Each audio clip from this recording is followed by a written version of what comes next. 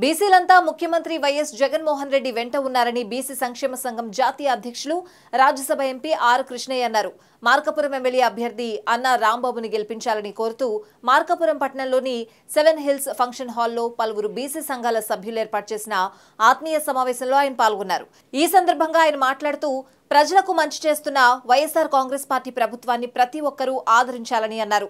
గతంలో ఏ పార్టీ బీసీలకు సముచిత స్థానం కల్పించలేదన్నారు.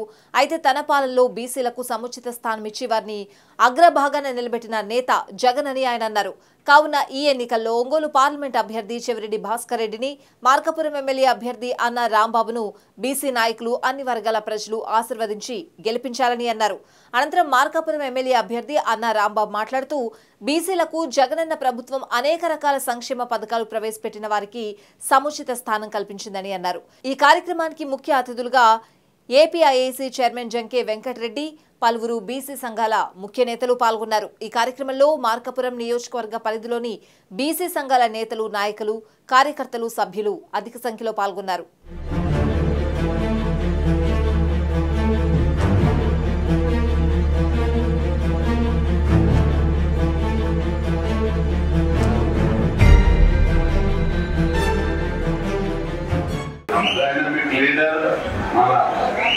ప్రసాద్ గారికి అదేవిధంగా కార్యక్రమానికి రాబోయే ఎమ్మెల్యే అన్న రాంబాబు గారికి మీరందరూ అదృష్టవంతులు. ఎందుకంటే మీకు ఒక మంచి ఎమ్మెల్యే రాబోతున్నారు. దీనికోసం మీరు ఇక్కడ వచ్చిన వాళ్ళందరూ మీరు తక్కువ కాదు, మంచి సమర్థం మీరు అందరు. ఏ దాన్నైనా చెప్పారు, ఒక్కొక్కరు ఒక్కొక్క గ్రామాన్ని మాట్లాడారు. అట్లాంటి గ్రామం వాళ్ళందరూ ఇటు వచ్చారు.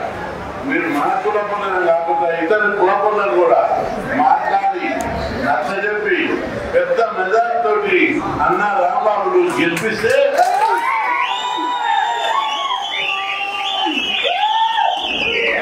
మీరందరికీ నేను మనవి చేస్తున్నా, అన్నా రాంబాబు మీకు దేవుని దయ మనందరి ఆశీర్వాదం ఉన్నది. తప్పనిసరి కొన్ని ఎన్నికలు కాగానే ఆయన మంత్రి అవుతారు. మన పనులన్నీ ఏ పని అయితే ఆ పని మనదైతుంది. కాంట్రాక్ట్ వస్తాయి, పిల్లలకు చదువు అవుతుంది, పిల్లలకు ఉద్యోగాలు వస్తాయి. ఒక్క ఫోన్ చేస్తే స్కూల్కు కాలేజీకి ఫీజు తగ్గిస్తారు. అదేవిధంగా ఇక్కడ ఈ ప్రాంతంలో పెద్ద పెద్ద కంపెనీలు, పరిశ్రమలు వస్తాయి. ఇక్కడ సహజ వనరులు చాలా ఉన్నాయి. ఈ ప్రాంతంలో వచ్చేటప్పుడు చూసా పెద్ద పెద్ద వనరులు ఉన్నటువంటి ప్రాంతం ఇది. గతంలో అనేక మంది రాజులు పాలించిన ప్రాంతం ఇది. ఇక్కడ నీటి ఎత్తేని అరికట్టడానికి 1 ఏళ్ల ప్రాజెక్టును తొందరగా తీసుకొస్తారు. మీ అన్ని భూములకు నీళ్లు అందుతాయి. ఈ ప్రాంతం అభివృద్ధి చెందుతుంది. మీరందరూ ధనవంతులు అవుతారు అని చెప్పి మీ అందరికి గుర్తు చేస్తున్నారు. జగన్మోహన్ రెడ్డి గారు తన సామాజిక వర్గాన్ని అక్కడ పెట్టైనా సరే బీసీలను, ఎస్సీలను, ఎస్టీలను, మైనార్టీలను హక్కులు చేర్చుకున్న విషయం కూడా దయచేసి మనం ప్రతి ఒక్కరు కూడా గమనించాలని చెప్పేసి తెలియపరుస్తా ఉన్నాం. ఇంకా పథకాలు వచ్చేటువంటి వర్కులు వీటన్నిటి గురించి అందరికీ తెలిసింది. ప్రతి కుటుంబానికి వస్తున్నటువంటి సంక్షేమం దానికి ఎక్కువ సమయం వేస్ట్.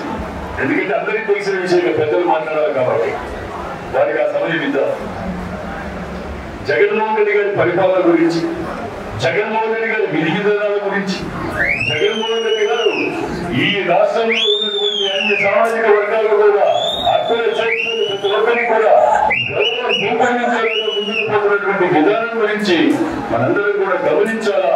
తద్వారా వారిని మళ్ళీ రెండో పర్యాయం ముఖ్యమంత్రి చేసుకోవడానికి మన శక్తివంతులు లేకుండా కృషి చేయాలా అని చెప్పేసి మీ అందరికీ విజ్ఞప్తిస్తాను.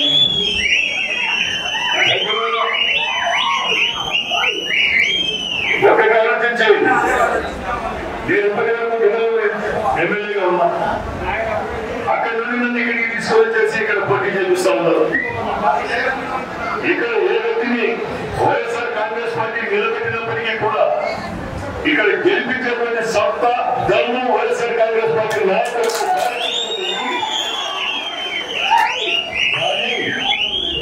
కానీ ఒక సామాన్యమైనటువంటి ఉంటే ఓసీ కులంలో ఉండి ఉండొచ్చు, కానీ రాజకీయంగా చిన్న కులమైనటువంటి వైశ్య కులానికి చెందినటువంటి నన్ను నాకు సీటు వద్దని చెప్పినప్పటికీ కూడా పీజీ సీట్ ఇచ్చినారు అంటే